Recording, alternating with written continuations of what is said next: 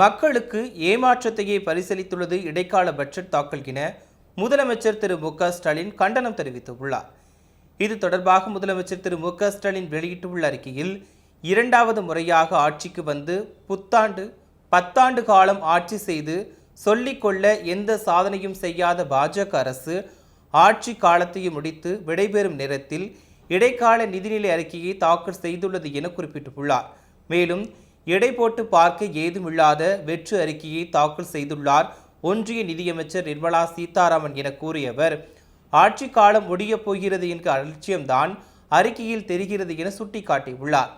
தொடர்ந்து நிதிநிலை அறிக்கையில் தமிழ்நாடு திட்டமிட்டு புறக்கணிக்கப்பட்டுள்ளது எனவும் குற்றம் சாட்டிய அவர், மக்களும் ஏமாற்றத்தை பாஜகவிற்கு வருகிற தேர்தலில் வழங்குவார்கள் என விமர்சித்துள்ளார்.